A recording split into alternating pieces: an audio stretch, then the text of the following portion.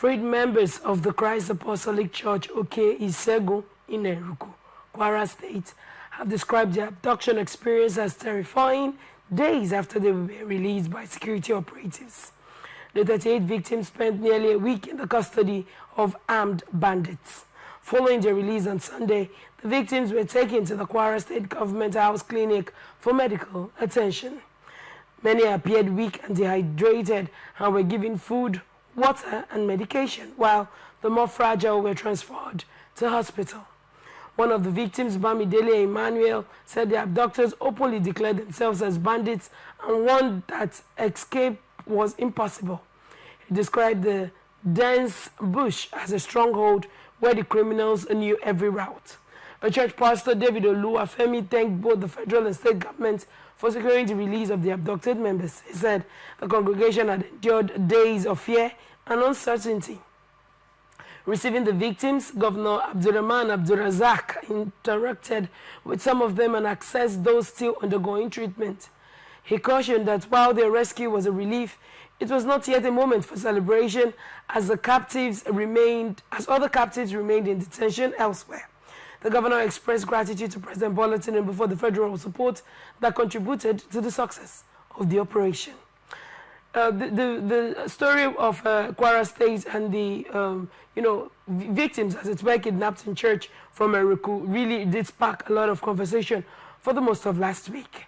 It's been a few days and they have now been released, even though, the claims of this still brought a lot of news over that week when there was a live video streaming of their service meeting in their church, which brought the whole incident to limelight as regards live footage of this active kidnap session going on. But right now they have been released. I want to get your thoughts on this report. When you look at this report, Mr. Kola, you find out that this situation of this kidnap happening was actively streamed. And now the government has come to say, okay, we've been able to, through our security outfits and agencies, we've been able to get this kidnapped church members back. Why do you think there is no feedback as regards were people arrested that actually kidnapped these people? The bandits we saw in the video, are they roaming free?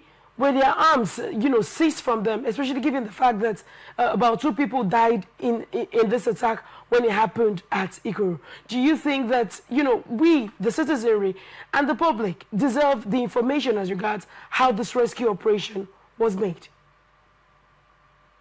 Yeah, that points. These are questions that we all are asking out here as well. This is great news. We have gotten almost 40 people back. That's a good thing. We commend the police and whoever was involved in the whole task. But we need to also know what happened. Was this a rescue mission? Was it a ransom paying a mission?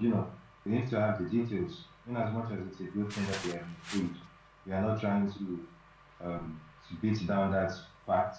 But like you rightly said, we need to know. Give me a second, please. Like you rightly said, we need to know what was going on and how they were released, right? Because that's the only way we know if we are making progress in terms of security and all that. I understand that when it comes to cases like this, lives are more important. Most times investigations are kept private and all that. But the big question that I always ask things like this is, so what happens next? Are these bandits going to just keep hovering around and roaming around till they pick up someone else or pick up a group of people? So in as much as this is a good thing, we need to also know from our security organizations, security platforms, what are they putting in place to prevent things like this from happening next time? These people are back to church.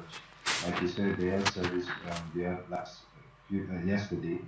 So does this mean they could still go to service again and they will be kidnapped? So and what are the long-term solutions? So those are the big questions that I keep asking, that we should keep asking. It's one thing to say, the police could say, okay, this investigation is kept private, because of course cases like this are very sensitive, right? But then again, what are the long-term plans to prevent things like this from happening? That's what we need to know as a society, as people in this in the society.